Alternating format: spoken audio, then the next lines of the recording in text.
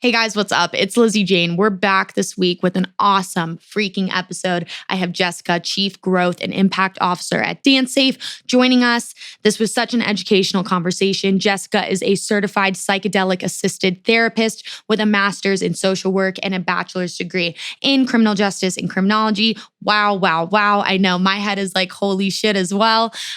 She is so knowledgeable, and the work they are doing at DanceSafe right now, everything from the rebrand to expanding outwards of just festivals into high schools, colleges, community work. It's just astounding. And I think everybody should listen to this conversation. I learned so much, everything from harm reduction to safe substance use and everything else in between.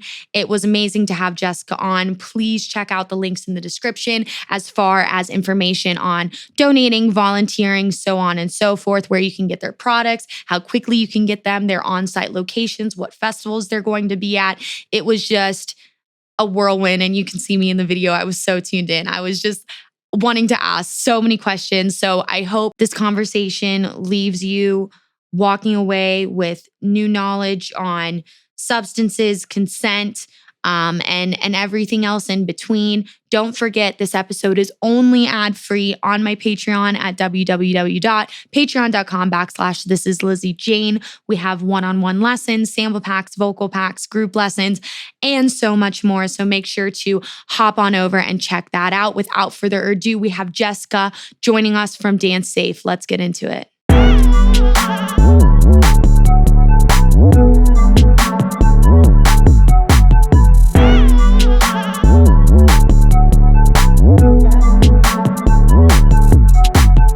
The show today was brought to you by Vitaplur E-Boost Gum. With no pill to take or powders to mix, Vitaplur E-Boost Gum is a first-of-its-kind energy rave supplement that provides magnesium, electrolytes, and antioxidants while you chew. Vitaplur is the perfect complement to my active lifestyle, whether it's at the festival, on the road touring, or hitting the gym. Chew Vitaplur and dance with confidence. Use code LizzyJane for 10% off any order. Well, Jessica, thank you so much for coming on today. Thank you. Yeah, I'm very excited to finally be able to sit down with you. I think that talking about what you do in DanceSafe is super important to the rave culture, to the people working in music, and everybody in between. You are an executive staffer, newly executive staffer. Congratulations on the DanceSafe committee, and you've been working with them since 2017. Tell me a bit about DanceSafe. Yeah, so DanceSafe has been around for about 24 years.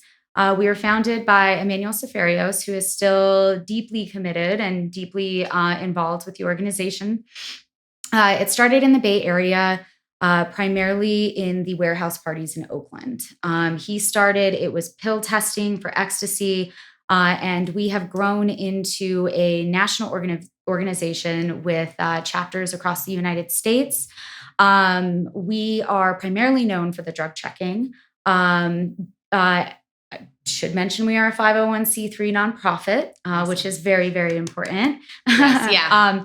We're really grounded in public health, social justice, and human rights. But beyond just the drug checking, we really try to shift the narrative culturally. We've got programming around consent, drugs and consent, wellness, whole person, benefit maximization, risk reduction.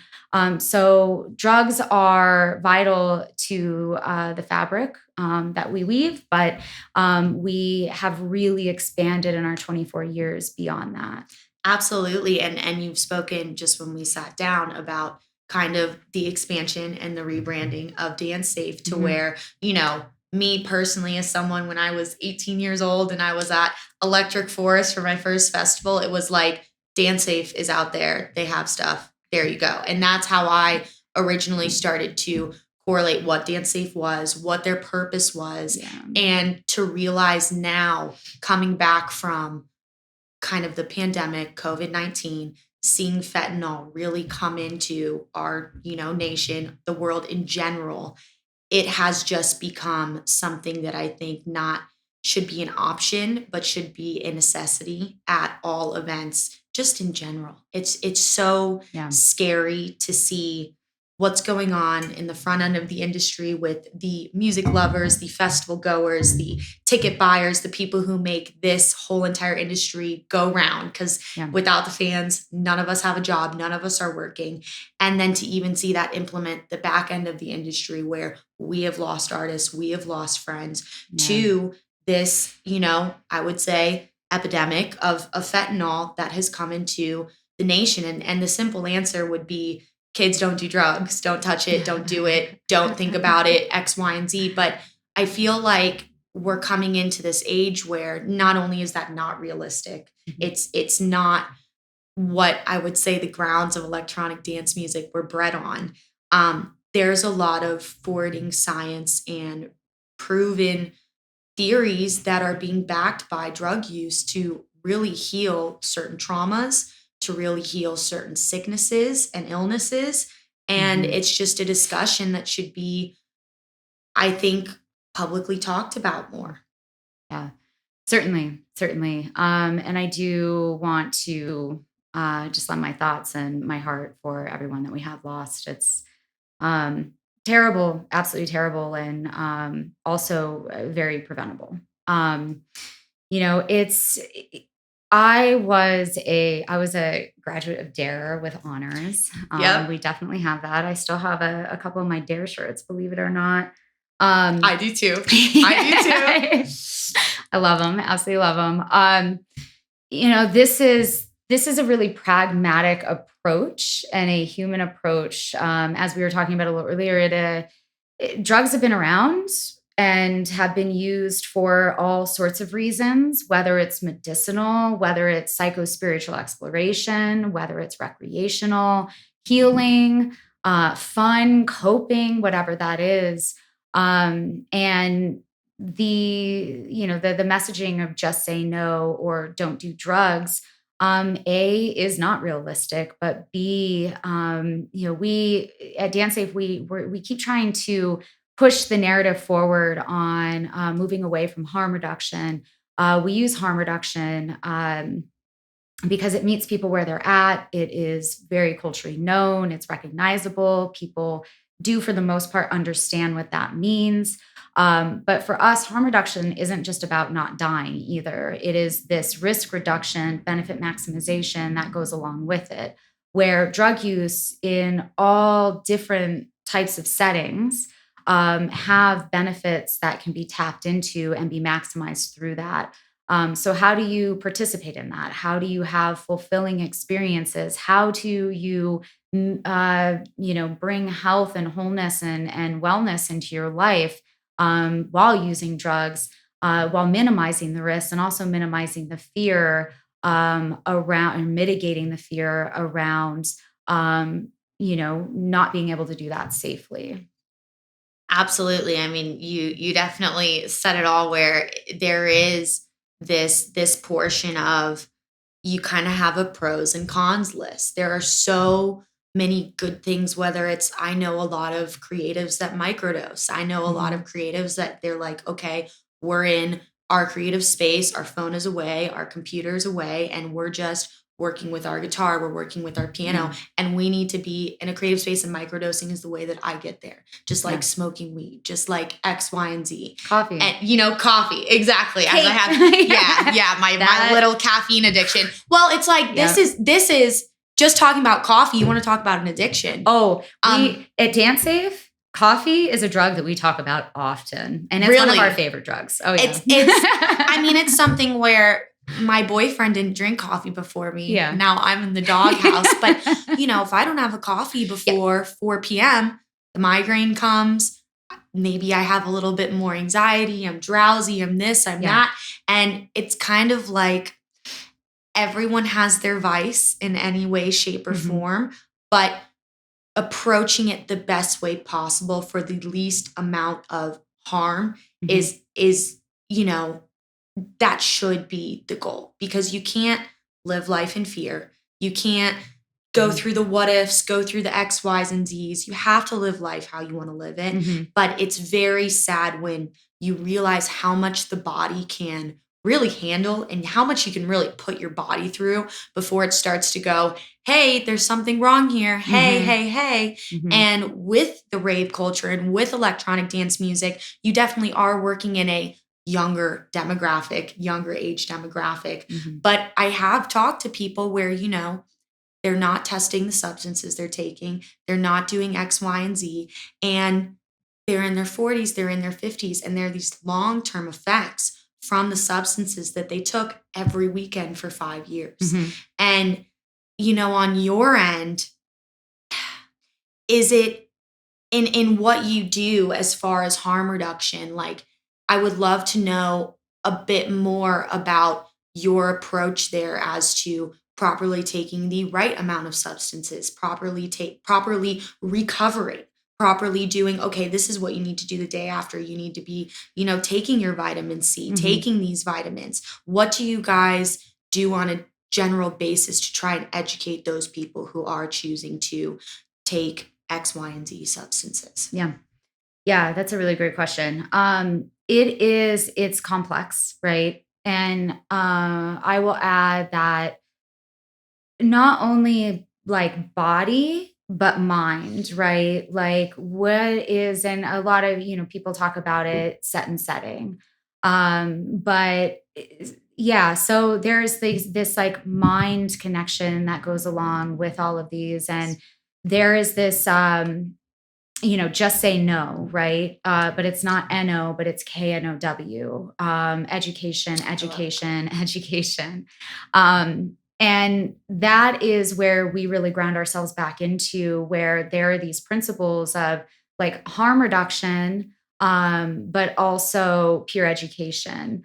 And grounding back into that like knowledge that people have and that they can get to make the best decisions for them. And every body is different, right? Like one person, like for example, if one person has a higher risk propensity for an aspect of one substance, that doesn't mean another person will. If someone has a challenging relationship with one substance, it doesn't mean that they'll have a challenging relationship with another one. But and I can give a scenario of like at a booth, if you're talking about being at an event, being at a rave, and we're there, like we've got some experts that you can come talk to us at and bring your questions. And they can range from mild, we can go all the way through almost like I'm an MSW, I'm a social worker. So I think a lot in terms of, structural drivers of health, social determinants of health, micro to macro. And the way that I kind of look at it is like a biopsychosocial assessment almost, where if someone comes to us and says, I've never taken MDMA before, what do I do? How much do I take? We will start asking questions around in a confidential, very confidential manner, and uphold the confidentiality. What is your experience with substances? What has been your sleep? What's been your sustenance? What's been your food? What is your set and setting? What's your support system like? And then from there, we can have a conversation. A, can we test your substances? And then B, what does dosing look like for you? What does set and setting need to be for you? And walk you through all of that. So you've got honestly, it just comes down to like the benefit maximization and the risk reduction, and reducing those risks to mitigate the risks of having a challenging experiencing. And challenge doesn't mean bad, but make sure you have the information all the information that you need to make those healthy decisions for yourself. We also talk a lot, like we were talking a little bit earlier about this, about consent culture and the We Love Consent program that we have. What does consent look like? What does platonically, in relationship to people? What does consent look like within like sex with other people? How do you navigate those conversations in a way, especially if you are under the influence of drugs? And then the other portion is, having water available to people, sunscreen available to people, a safe space to come, a brave space to come, candy, gum, just details that are important to people in their overall experience. Absolutely. I feel like just what you said, there's like an infinite amount of factors Yeah. that can go into what an expert may advise you to do. And still, then everybody is so different. Everyone's built so different. And it's just kind of like using alcohol as an analogy where if I have a 300-pound guy who's eaten 3 meals today and he's gotten 8 hours of sleep and he's going home after and he has nothing to do tomorrow, he can drink a lot more than me who hasn't eaten anything yet. Yeah. And maybe I did hot yoga earlier and maybe, I haven't been drinking my gallon of water. Yeah. And especially at a festival, which generally happens during the summer, you're dealing with all different types of climates. You're dealing with all different types of situations. And as festival goers, like myself and yourself as well, you know that sometimes shit happens. Sometimes you lose your friends. Sometimes you're alone and you have to be, I think, really prepared for those situations if you do choose to indulge in substances, maybe for the first time. Yeah. And as far as your presence at festivals, I know that's just kind of grown over, I'm sure, since when you joined in 2017. I would love to know a bit about your process in working with festivals, because it's kind of like what we discussed before we started recording. It's this muddy line where it's, you're not necessarily advocating for drug use, but it's also like, hey, drugs are going to be here, whether you or the event company or the government officials patrolling the event grounds want to believe it or not. And are you going to take the necessary precautions to have an outlet there that knows what they're doing, that knows how to handle things, and could possibly prevent deaths, harm, X, Y, and Z on your grounds? And I'm sure you guys probably have some battles where you go to head to heads with festivals about your presence being there or not. Like, tell me a bit about that process when you guys do decide to work with a certain event company or a certain festival. Yeah, definitely. And I did want to back up just and say two things too that came up for me.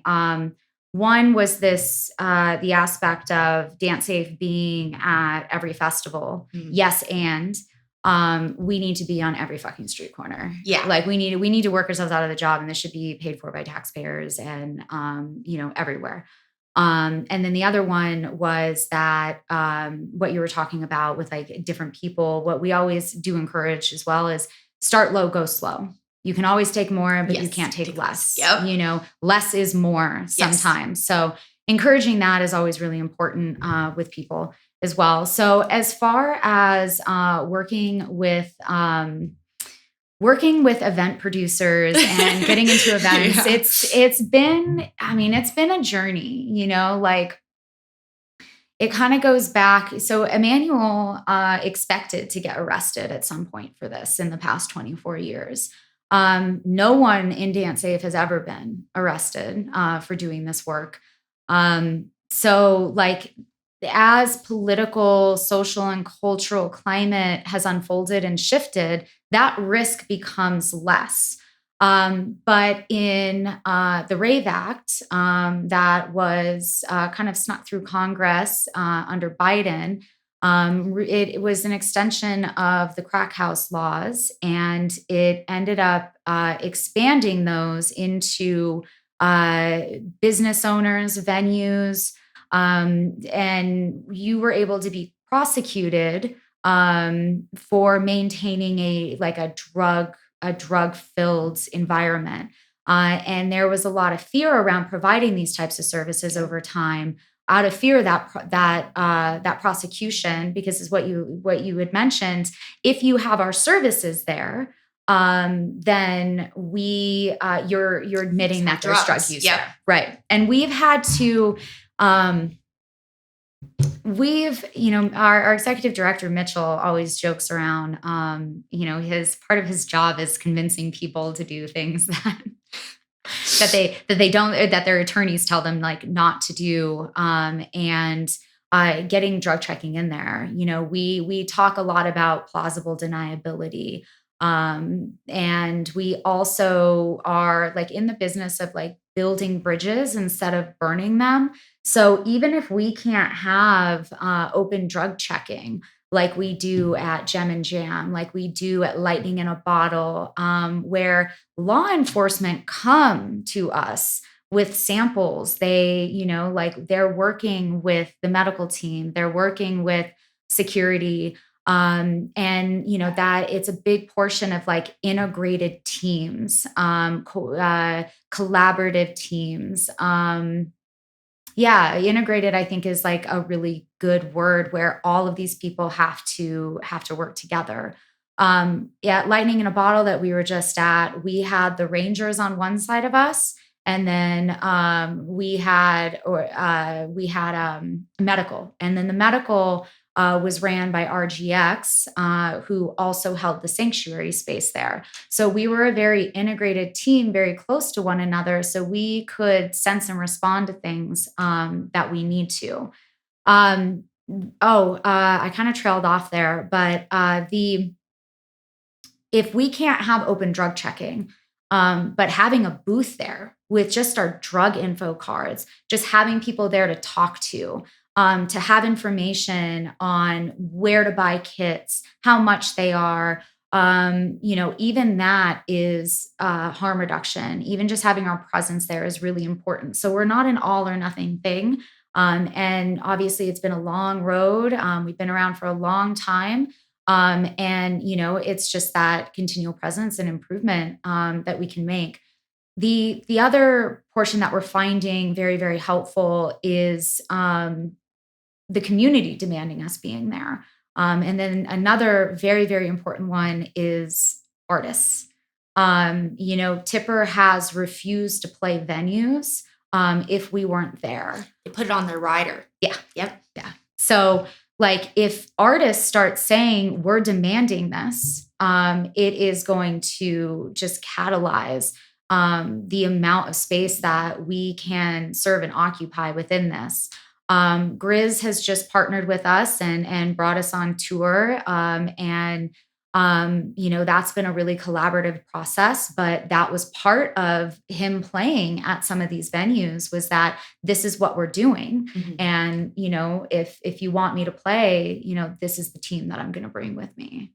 That's the way that it should be. Yeah. It should be, because it's like on our side from being an artist, like you look at a hamster wheel that has to keep going round, where the event company does the same thing. Like I have to have my manager and my agent and my artist, and my person who does my artwork and my person who does my marketing. And if one person out of that very small team isn't doing their job, you're not moving forward. But exactly like what you said with the lightning in a bottle, that's how it should be. Yeah. The police should be able to bring to you something they found on the ground, something they took from somebody who had an overdose, somebody who had a horrible reaction, bring it to you, say, okay, there's something on this grounds that is getting distributed that has fentanyl, that has, people think it's cocaine, but it's actually ketamine. And that could cause a whole nother thing to go into a shitstorm. Yeah. And without they do their part, you do your part, and you save lives and you stop people from overdosing and dying. And it's as simple as that, going to the grand scheme of, extreme matters that could happen. And, it's very much so, I think, something that what you said, it's a long journey. It's definitely gotten better. I think your presence is in way more places than it used to be, but there's still such a long road to go. And even what you said about how we should be on every corner. Let's just talk about the Denver homeless problem very quickly. Yeah. When these people, I would say maybe some of them didn't make the greatest life choices, but you know what? I would say the general majority have a really bad drug problem and have a really bad mental illness that is a long-term effect of bad drug use. And I feel like it's not just while you guys did establish in the rave culture, drugs are everywhere right now. Yeah. And fentanyl is something that is, I mean, when you all kind of saw fentanyl coming into the forefront, and I'm sure you all were more aware than most of us at it when it really just started coming into the United States, whether it was coming through LA, Miami, all of those ports, Tampa port. And, you know, what was your take on what was about to happen? That you guys could probably predict that every type of substance that could be cut with this fentanyl was going to happen, and it was going to hit the drug scene, and it was going to hit the regulated substance scene. Yeah. It's a good question. We, like talking about like people who are experiencing houselessness, like we also partner, and we think that is important. Like DanceSafe doesn't primarily occupy like overdose prevention sites or syringe exchange programs.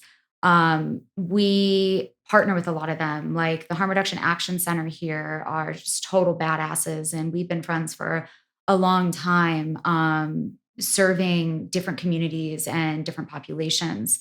And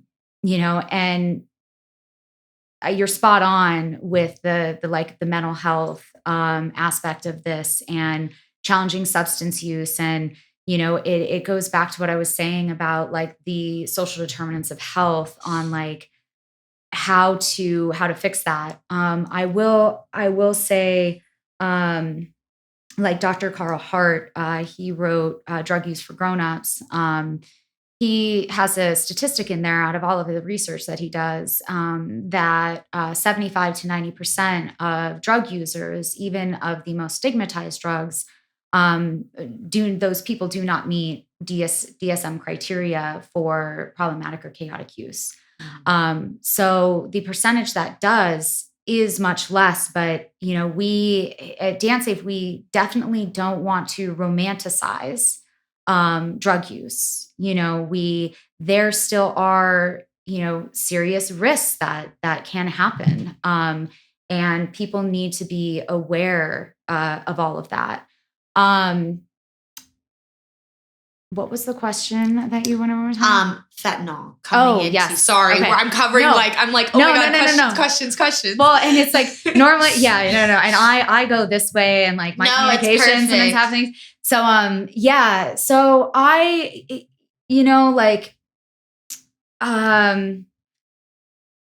fentanyl, from our perspective as well, and we try to be really careful in our messaging too, because there are people where their drug of choice is fentanyl. Yes. Like before this whole thing, became a thing. There are people who that was what they want. So it is, and that's what they're expecting. So for us, it's like, this sample tested positive for fentanyl. Okay, what now? And trying to stay away from that stigmatization of fentanyl. What I can say is fentanyl, no one expected fentanyl to end up in MDMA, end up in cocaine, and seeing this happen over time, because we don't know the exact percentage of adulterated drugs out there. We can't know that. What we can see is the trends on laboratory confirmatory testing with advanced drug checking technologies such as drugsdata.org, that was formerly known as ecstasydata.org, that E-Man started. But now, wow. Yeah, okay. Airwood is now running that. But it's a license. It's the only right now licensed DEA licensed drug testing facility where you can mail in samples anonymously, and then they end up online. And it's public. Anybody can go there, drugsdata.org. So places like that, things that we were seeing in local data collection, national data collection, law enforcement files, like this trend of this epidemic that started happening. And that is very surprising on my end. To know more about that, like Mitchell, our executive director, is like an expert on drug trends as well. I wish he was here because I would love to hear. I'll have to do another one with him. Oh, absolutely. Oh, and he's local. So, really? Okay. Yeah. Okay. He's local. So it would that would be really cool. Like his stories would be really cool around this, and like his experience watching this over time would be fantastic. I can't imagine. Yeah, but my no one expected this to happen. It was definitely something where you're 100% correct, where I have listened to, other doctors that have made it very clear that, fentanyl was a drug before fentanyl was in all of these other things. I think it was just more so from our demographic in our electronic dance music scene. It wasn't something that was, I would say, as commonly utilized as cocaine, as MDMA, as LSD. And when it started showing up in everything, just how in the demonstration that people are going to see at the end of this conversation, you can't tell. You could hold up 20 bags in front of me and I'd be like, wow, that all looks the same. Yeah. And I think that goes back to the fact of you only have one life, and testing the things that you're going to put in your body. It's just like food. It's just like nutrition. It's like everything across the board. Yeah. Are you going to go get McDonald's? Are you going to spend the extra money to get X, Y, and Z? Are you going to test this? Or are you just going to take it on a whim thinking, okay, got this from a friend, got this from a trusted source. Yeah. We're going to be okay. And I think the aspect of being maybe a little bit over safe, being a little bit over zealous in thinking, okay, I need to do everything that I can to make sure that, my body, my temple is being the best taken care of as possible. And, that's where you guys step in and you're widely and readily available. And so if somebody were to, let's say they're going to their first rave, or let's say they've seen everything that's going on, they've decided they want to take the proper steps to test their substances before going to a camping festival, before going to X, Y, and Z. How would they see if you guys are, one, going to be at the festival? Two, how would they get test kits in a proper amount of time? How early do they need to order it before they're going to their festival to make sure they can test all their stuff? And would a festival grounds be the right place to test your substances if it was not being facilitated by you all? Let's say you're in a tent on the campground, whatever, it's nighttime. Is that going to leave a risk for probability of an inaccurate answer of what you're putting into your body? Yeah. So you can find us on all the website as well. DanceSafe.org, social media channels right now, Instagram, Facebook, Twitter. Rachel runs all those, just fantastic. And we'll announce when we are at festivals. If we are not at festivals for whatever reason, that could be like, why aren't we at Red Rocks anymore? There, for whatever reason, if we didn't have capacity to get there, we are flooding with requests and event requests. There are certain places like in Vegas this year for EDC, we were trying to talk to Insomniac Events There is like new leadership there. So we're hoping that we can reestablish a relationship with them, but we just aren't, Yeah. Yeah. So we're hoping that that one folds. But what we did this year was, we found a head shop that partnered with us, and we did a pop-up shop. So people who were in Vegas for that could come get testing kits. We did demos. We don't want to be like, one of our principles is peer education, right? Like, we do not want to hold all of that knowledge. We don't want to be the people where it's like, we're the only experts and you can come to us. Where we are holding that right now is the FTIR. And that is, it's a like advanced drug testing technology. It basically tests your drugs with a laser, and then runs that sample against 3 different libraries, and then each substance has its own fingerprint. So not only will it tell you the presence, you can also get approximate percentages of what's in the sample. Wow. It's a very expensive machine, so that's something that households aren't necessarily going to have. Whereas like the reagents, you can buy them online, and we will mail them to you with all sorts of different shipping options. It'll be in a discrete package if you need us to do that. We, again, pop-up shops, and then we also, the fentanyl test strips are available online. Amphetamine strips, are also online. And so the pop-up shops, and then we are also working on a like retail wholesale model. It hasn't been launched yet. We're still working out the details, and we also want to be very intentional in making sure that the relationships are aligned, that the organizations are aligned, that quality is there. There's specific parameters around like reagents, for example, that they need to be refrigerated, otherwise their shelf life.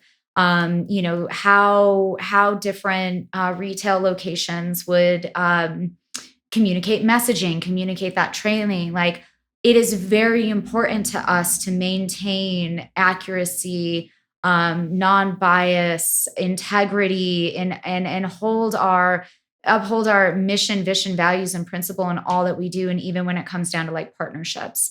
But we're hoping in like major markets, or where the major festivals are for sure, that we're putting these in retail locations as well. So people wouldn't have to buy them online if they didn't want to. They could go there and get them quicker. Here in Denver, Things That Glow is our across the nation is our very first retail location. So if you're going to Red Rocks, for example, we're hoping to be back at Sonic Bloom next year, but if you're going to Red Rocks, and you need to stop in and do that.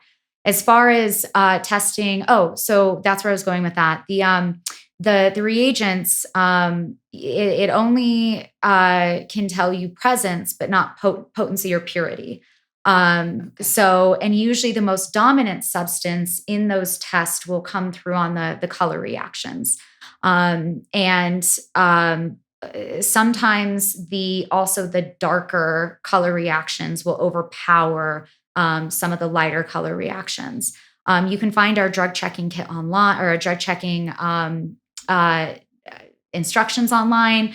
We just did all new branding, which is just stunning. And the new instructions, they're just comprehensive. They're gorgeous. They can be a centerpiece on your coffee table. They're just full of ton of information.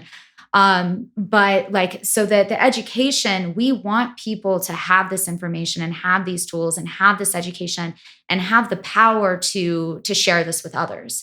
We talk to a lot of parents as well, where they buy this and they're the educators in their household with their kids and their teenagers and their friends. I was at a PhD graduation for one of my friends, and I had met a mom there, and she found out that I had worked with DanceSafe, and she had a daughter who actually overdosed from adulterated drugs. And so after that, and it was her oldest daughter, she leaves this information out at her house. And like kids can come and ask the information, but she's got all of that information there because she knows that we live in a world that just saying no and oh, it's just it's not realistic. Or, in my perspective, not even desired. So I think having the information available to you and testing every time, if whoever is dealing to you, you test every time something is sold, you purchase something is passed to you, and it just becomes normal part of business operations, that is going to expand the impact of all of this. Demand that your dealer does this, demand that you're going to do this. And what we've found in doing some of this is dealers get such an education, they're realizing what's going on, and then they go levels up, and then they have to have conversations. So it's like this like snowflake effect that ends up happening, where the more people who are doing it and the more we're talking about it, the more it gets communicated to others, and people can add that tool into what they're doing. So, test everything, test all the things, and talk about it, report it. We do test it reports. And, if you buy something and if you have the time, we also really encourage send it in for confirmatory testing. If you have the fentanyl test strips, if you have the reagents, take part of your sample, take whatever it is, and send part of that into drugsdata.org. I think that there are going to be other labs that may surface over the next coming years. But the more people can add to the like collective knowledge and the collective learning and the collective consciousness of our culture and political and social, the better off we are all going to be. It's like Waze, like outsmarting traffic together. Yeah. Oh my gosh. No, you're absolutely correct. It's a ripple effect. And I think the thing that I would love to touch on very quickly is what you said as a parental forefront and the decisions you have to make as a parent, where your kid's either going to do it in front of you or they're going to do it behind you. And my mother always took an approach where she's like, hey, I know that this is going to happen. I know that at some point you guys are going to have some high school party. Yeah. You guys are going to drink. You guys are going to do X, Y, and Z.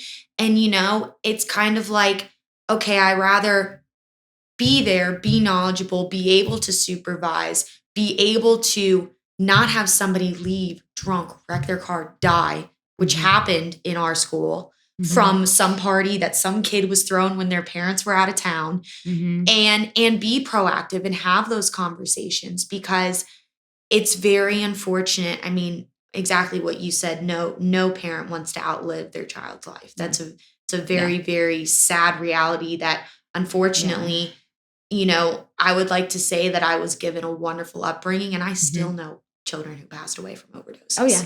And it happens all across the board, low income to high income. And sometimes you just, you have to be realistic, and knowledge is power in anything, whether you're going for your PhD or you're trying to, understand the back end of substances. And it's like, me personally, as someone who I've just lost too many people to a point where it's pushed me away from everything but, marijuana, which I'm personally okay with. I still feel the need, and I feel like I do have a responsibility as an artist to be knowledgeable about this stuff, because all of my fans and my supporters, like all of my colleagues and other writers and every artist who belongs to 1111 Group, we know that it goes on. And exactly what you said about Grant Grizz, that's what needs to happen. I mean, even to a point where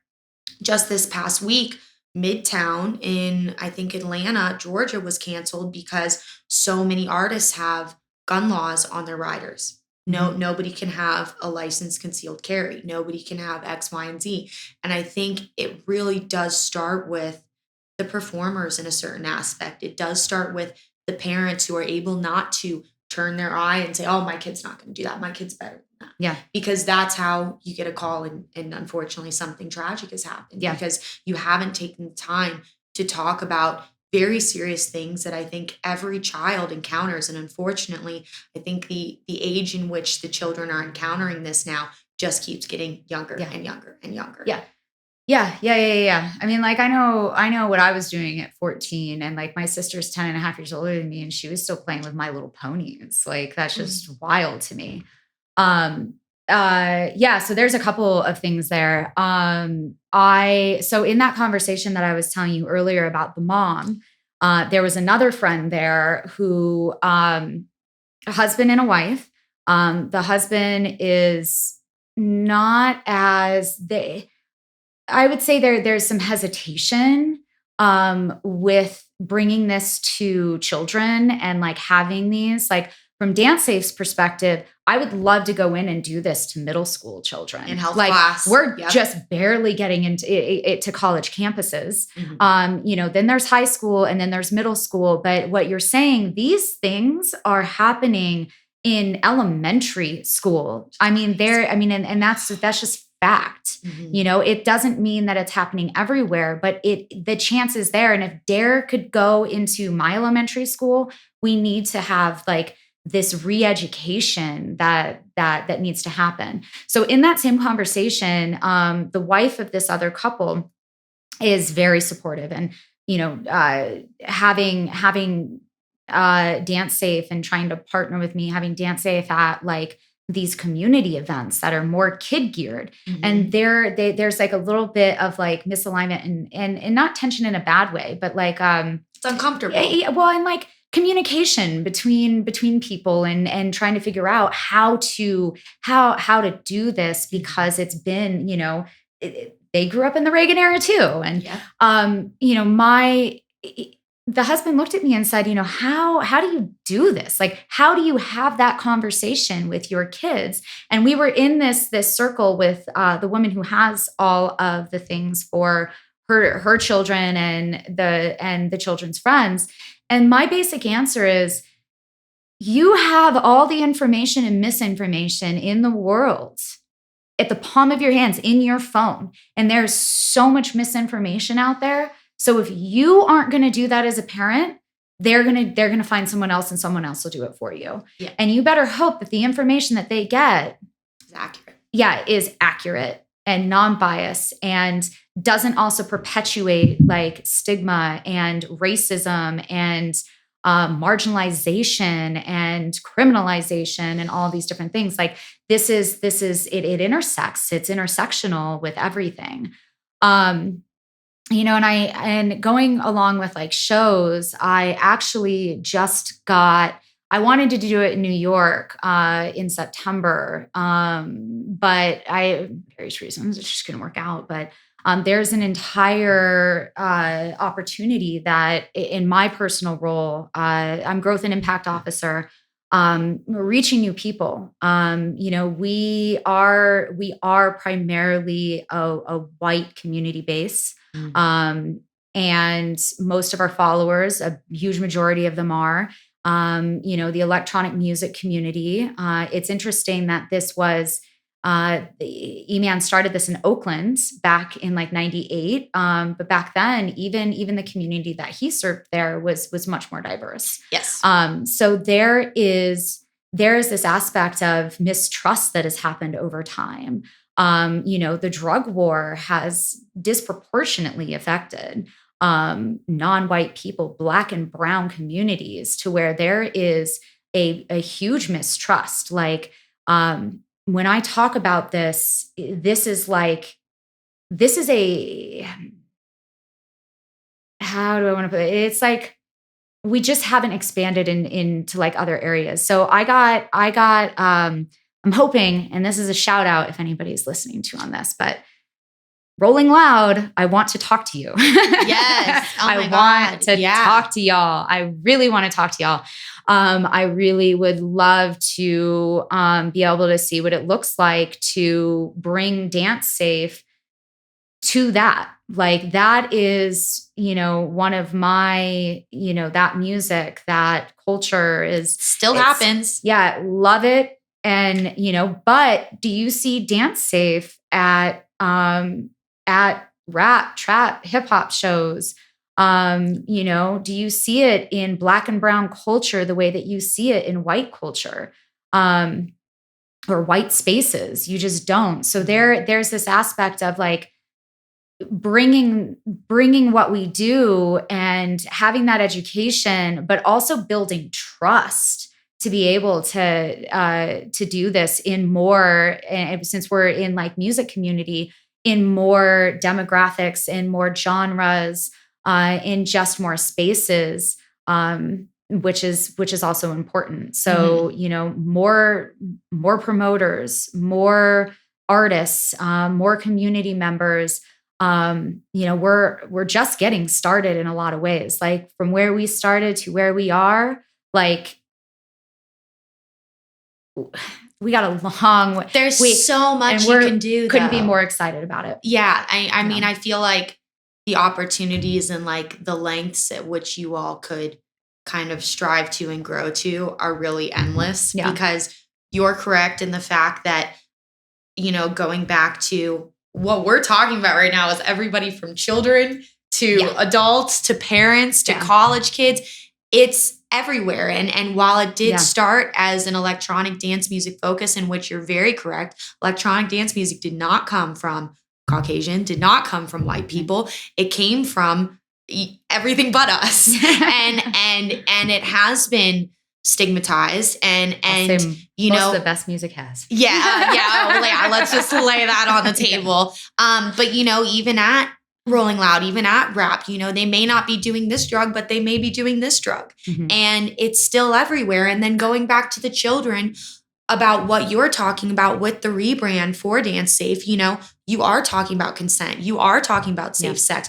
All of that is just such a large variety of very important topics that are very difficult and uncomfortable to talk about. But once you start, I remember as a kid watching the pregnancy video in sixth grade and being like, oh my God, I'm never having kids. Oh my God. But then like, once you see it, you're like, okay, well, that comes from having sex. And what does having sex mean? And like all of these things start to kind of wind up in a developing adolescent children's mind. And it's important that these things are talked about, because the worst thing that happens is, I went to a private school, and I went to a school where a lot of children were kept under the umbrella. Oh, yeah. I was in a fucking metal band. My mom came with me. She was like, the best mom ever, super supportive. Like, you're going to live your life. We're going to prepare you for adulthood.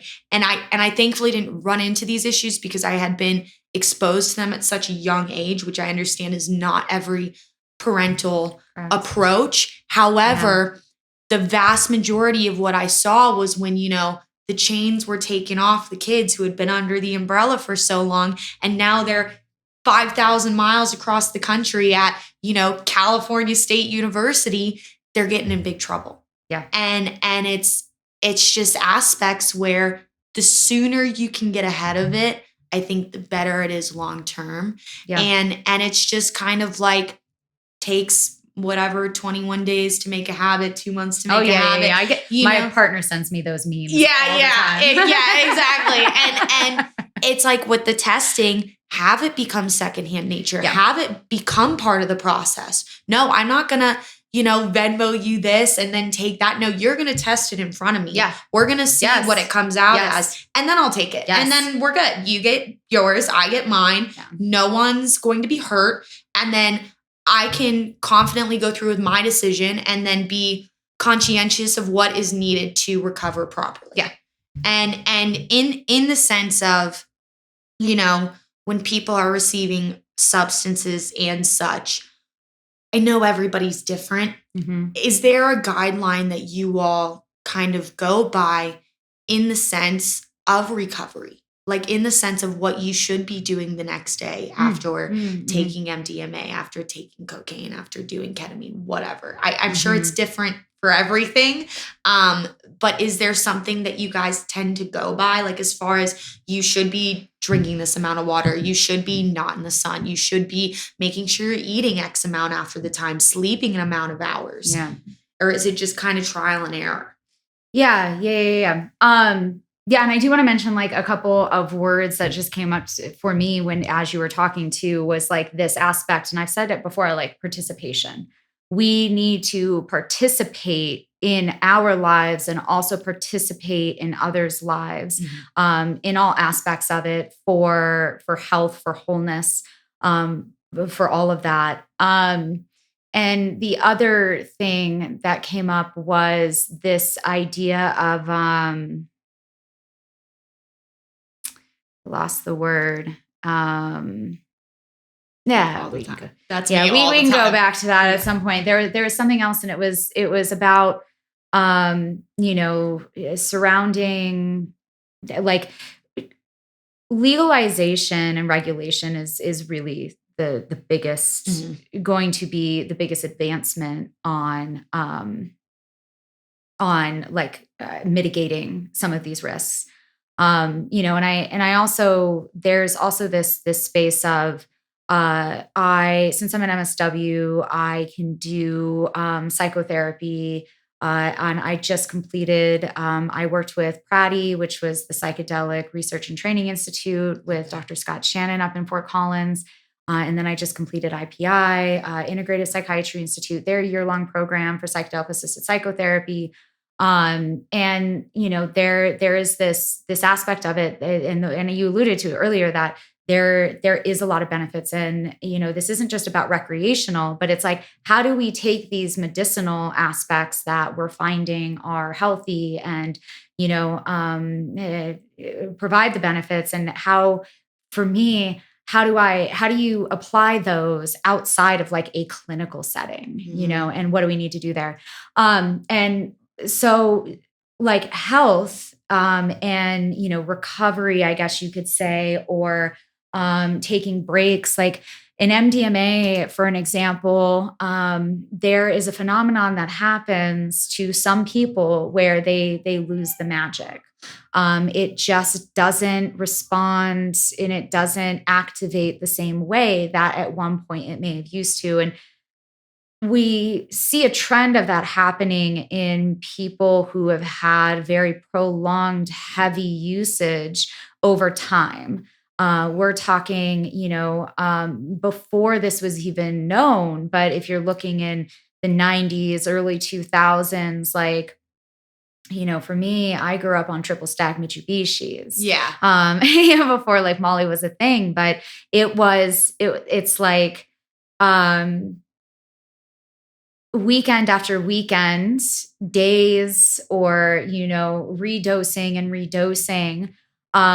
So we try to recommend, and like, this doesn't happen with everybody, right? But we just say as a general guideline, maybe space out your roles, quarterly, 3 times a year. It goes back to that, like, less is more. Yes. People can have some side effects with serotonin. You like pour your serotonin out essentially, and then you can't reuptake that for a little bit. So there are supplements that, and if anybody ever wants to talk about those, I know that Sputnik does AMAs, and she's just a wizard with pre, during, and post supplementing. And so there's a lot of advice around that. And again, everybody is different, but there are supplements that we would recommend before, during, and after to help mitigate some of those risks and obviously maximize the benefits. They're redosing. Obviously, we're always encouraging nourishment, always encouraging staying hydrated, always encouraging getting the amount of sleep that you're going to need. What's going to be optimal for you. But there's a lot of information on our website. The stories on Facebook and Instagram as well. Like there's a ton of quizzes and psychoeducation around drugs, AMAs. Reach out to us and let us know what you don't know. Email us. Like we're constantly wanting feedback and knowing what people need to know. But other sources besides us, looking at Arrowwood, Blue Light, there's a ton of different sources to get education that you need and what people are doing, what's worked, what hasn't for them. But our site definitely, we do have some like general guidelines for different substances and general dosing and just precautions. Yes. Yeah. Yeah. Oh, absolutely. And Yeah. I mean, I definitely have talked to, friends, ravers, whatever, about that, like, quote unquote, come down, that next day where you're just like, wow, everything sucks. And when you do it on such a regular basis and you're not, being aware of those feeling side effects, X, Y, and Z, you have to take those precautions. Yeah. And as you guys continue to grow, I know right now you have a small permanent staff, which I don't know how you guys are doing, how the hell you guys are doing everything you are with such a small staff. Do you have intentions to move at some point overseas, or have you done that already? And 2, if someone wanted to volunteer, what are the steps they would take to volunteer with you all? Yeah, great questions. Thank you. Yeah. Yeah, thank you. So we do have a small team. We have 5 people on staff. It's 4 executive team members and then 1 part-time. Yeah. Rachel's part-time. She does all of our social media. She is the education manager. And then we have Mitchell, executive director, Madeline, chief legal officer, Kristen, chief operations officer, and then I'm chief growth and impact officer. But we do have a very large beehive of contractors. We are going through a refresh and getting regrounded and realigned with our mission, vision, values, and principles. So that is going to be new. We're going through that process right now with a just wonderful human and facilitator named Ethos. And that is going to ground us not only in where we want to focus looking forward externally within community and, politically, social, cultural, but also what we're doing internally. And internally, we're going through this unbelievable transformation on org design, on equitable compensation, and reimagining and working with some collaborators, Vega Mala, Reframe Health and Justice. We're in those collaborative conversations now and what it could look like to do this, but reimagining what it looks like internally for our organization. And we're reimagining this in this anticipation of when some of this body is over, we're going to have one of the best ecosystems for employees to come over. And we're going to start transitioning the contractors that we have over to employees, taking on new people. So a lot to come on the growth. And we're having just massive amounts of growth in that.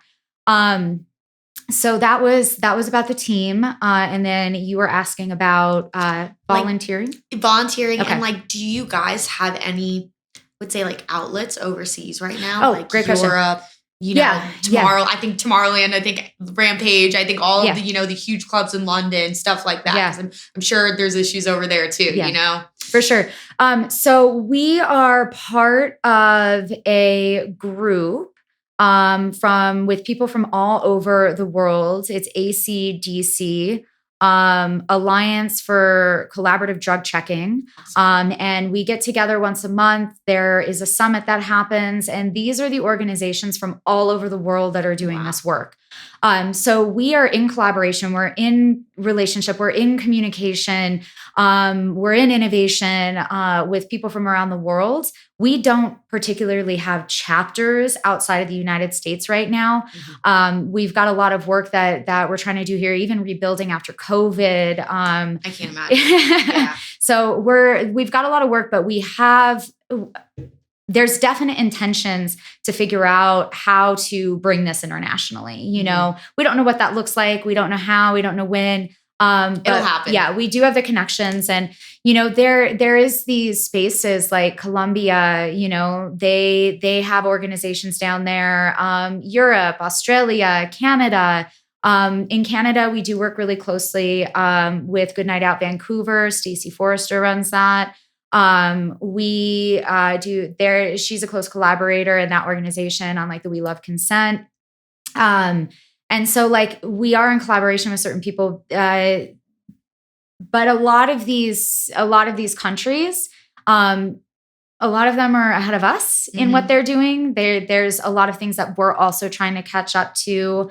And where I would personally like to see more collaborations happening is Central and South America, Africa, Southeast Asia, less wealthy, you know, just more marginalized places where even though they may not have some of these more privileged drugs that, you know, we have, it will come. Yes, it will come. And how do we take those learnings and the services and the programs? So I would love to have a lot more collaborations in those type of places for sure. That's amazing. Yeah, absolutely. And as far as volunteering, how do we do it? So volunteering, you can go online, and we do the first very step to volunteering is taking our DanceSafe training program. This fiscal year, we do have a lot of plans and intentions to revamp that. Just overall, just make it way better. All of it across the board. But if you go online, you can take our DanceSafe training program. Once you are done with the DanceSafe training program, we get notification of that, and then we can start having conversations about if you're interested in creating a new chapter, if you're interested in joining a chapter that's already there, if you just want to volunteer, or if you want to join the leadership of a chapter and, you know, become a president or whatever that ends up looking like. But we have a lot of opportunity, and, you know, we definitely rely on the support and the participation of our volunteers. And so we would love to have you. So please, please, please, you know, and even if it's just, you know, the DanceSafe training program is just a great way to learn the fundamentals of drug checking and harm reduction as well. So it doubles as just a really great growth and learning opportunity as well. Absolutely. And as you guys are registered nonprofit, can people donate? Where can they donate? Yep. Go on the website. There are places if you go to our donate page, we've got donations there right now. We are also, if there's any, I don't know how quickly you're going to get this out. Soon. Okay.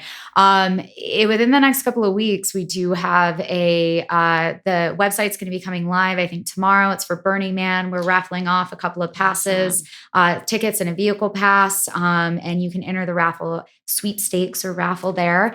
And then we also have some really cool Burning Man swag that we're using as fundraising. There's pins, patches, and pendants. And then you can donate directly there. We take donations in crypto. So if that's something that you would like as well, feel free to email me at jessica@dancesafe.org. Again, jessica@dancesafe.org. I'll put that all in the description too.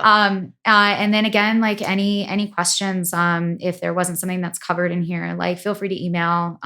You know, we can jump on a phone call or whatever. Absolutely. Yeah. I love it. Well, Jessica, thank you so much for coming on today. I learned so much. Usually I talk much more and I'm literally like listening. I'm like, oh, wow. Okay. I get it now. But this is amazing. I mean, I think as far as, you know, being an artist myself and then also doing the podcast space, a lot of what I'm trying to do, goal to do in the next year is expand past just having other artists on and go more into the cultural space of what is needed. And right now, you know, DanceSafe is needed in a lot more places than it is. And I'm really excited to see the growth. And, you know you guys will be at a few festivals I'm playing this summer, and it's going to be awesome. And I'm sure our listeners will learn a shit ton like I did from this. So thank you very much, Jessica. And then before this ends, Jessica is going to do a demonstration on explain so I don't mess it up. We are doing a demonstration. They are all legal substances. We're going to be doing a fentanyl test strip demonstration using powdered sugar and Benadryl. Benadryl does cause a false positive with fentanyl. So we're able to test the fentanyl test strips on that. And then we are also going to be using one of our 9 reagents, and we're going to be testing it is a blotter soaked in melatonin. So again, legal. But we'll be showing you how to test for the indole structure in things such as LSD, DMT, psilocybin on the Ehrlich reagent. Awesome. Yep. Thank you so much. I really appreciate it, Jessica. Thank you so much for having me. It's yes, absolutely. I'm probably going to have you on again. I'm going to have Michael on. It's going to be great. We should do a group dance. Yeah, I'm so down, like a little panel. But thank you very much for your time. Thank you. All right. Bye, guys. Yes, bye, all. Thank you. Hey, y'all. We're going to do a demo for fentanyl test strips. And we're also going to test a substance with one of our reagent kits as well. We do have 9 reagent kits. This is only one. It's the Ehrlich. It tests for the indole structure that you're going to find in DMT, psilocybin, LSD, melatonin. And then we are also going to be testing some substances to show how easy as well the fentanyl test strips are to use. So we'll just go ahead and get started. Some of the materials that are on the table, you can easily find at home: a white spot plate to do reagent testing. If you're going to do fentanyl test strip testing, you can use bottle caps. A standard bottle cap holds about a teaspoon of water. All of the measurements that we are going to share with you, you can either, which I actually forgot. Sorry. You can, hopefully this will be edited. You can either use a milligram scale that you have at home, or we also sell these micro scoops online for about $1 a piece, and they are exactly 10 milligrams. And then obviously teaspoon, water. So most everything that you're going to need, you're going to be able to find at home. So we will start with the fentanyl test strips.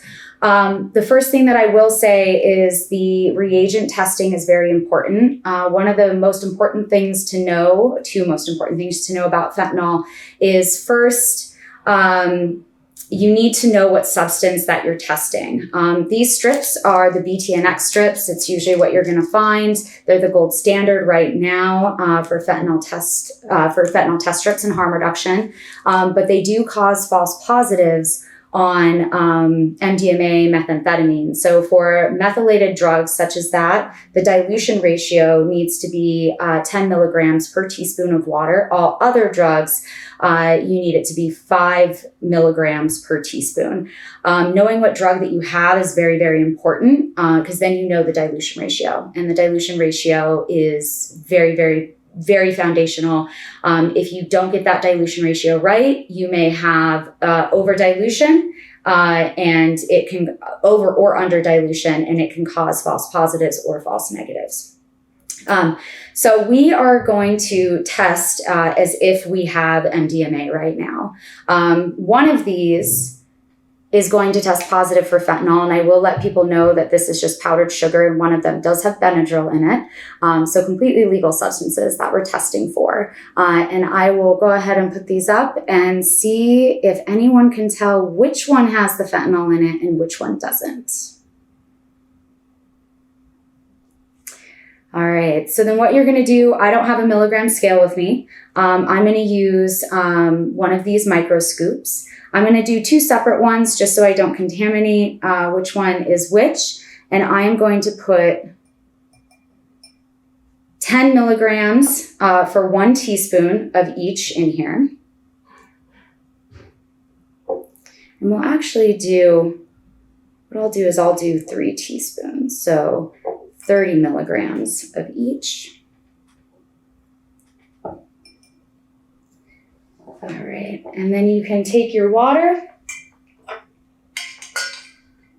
and 1, 2, 3, 1, 2, 3. And then you'll take each one of you'll take your fentanyl test strip. You're going to want to hold it by the blue end. You're going to put the fentanyl test strip in the solution on this end, but not past the line. The water is going to rise up in capillary action. If you have fentanyl, it'll have 1 line on it. No fentanyl is 2 lines, so positive 1 line, negative 2 lines. And just so you know, these are repurposed urine test strips, same thing as pregnancy test strips, anything like that. So if we mix up the water really good,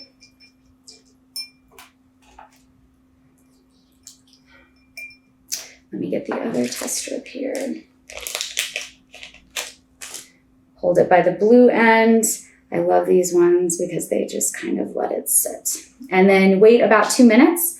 I'll actually pull these up. You can actually see the water will start pulling up on those.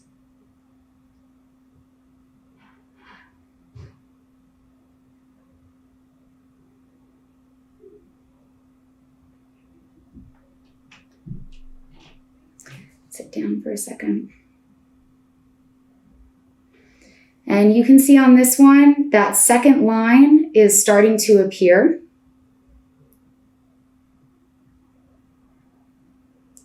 And then on this one, it only has 1 line. And as these sit for a couple of minutes, those lines will appear a little bit darker. Do note that a faint line, you do want to treat it as it's there. And then if there is any question, use another fentanyl test strip. I will hold these up. So this side had fentanyl in it. This side didn't have fentanyl in it.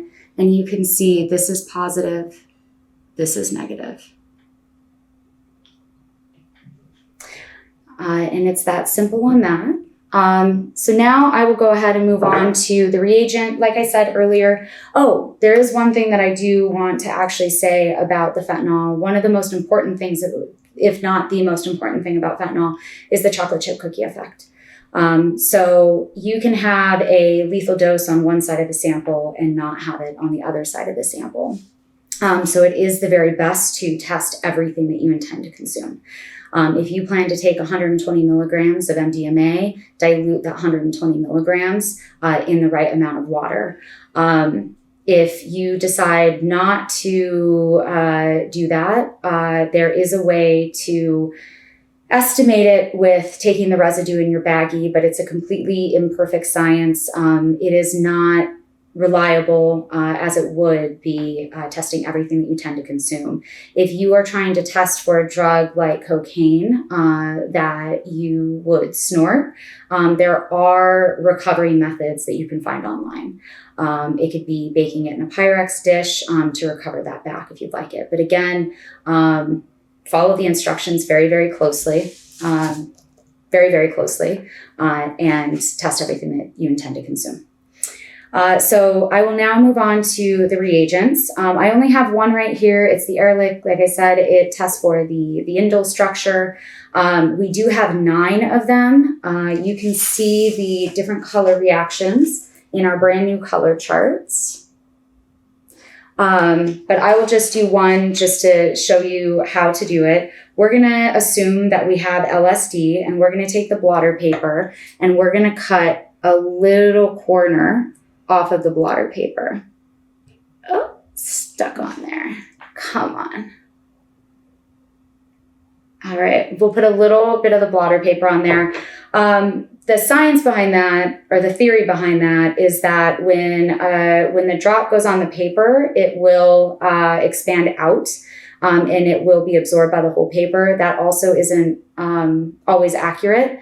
You can assume that it will hit one of the four corners. So if one doesn't turn the color that you're expecting, then you can always, depending on how many tabs you have, you could always cut it in the middle, and you can safely assume that the LSD would hit the middle at some point. So you put the sample down. You'll only need about a small corner of this if you're testing MDMA. There are several different reagents for that. You would only put like a needle pinpoint of the sample on the spot plate, and you would do 3 for MDMA, and then you would be able to test for the different color reactions. So we're gonna do the Ehrlich. Take it off. You're gonna want to hold it above the sample.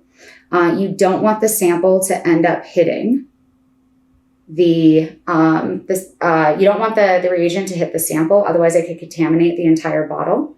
What we are expecting Ehrlich to turn, if there is a indole structure, is this deep purple that you can see here.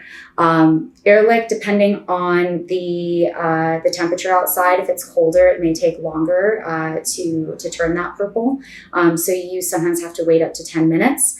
In the booth, we would say that this substance is a LSD-like substance if someone was expecting LSD. And that's it. Sweet. Thank you. Yeah. I learned so much.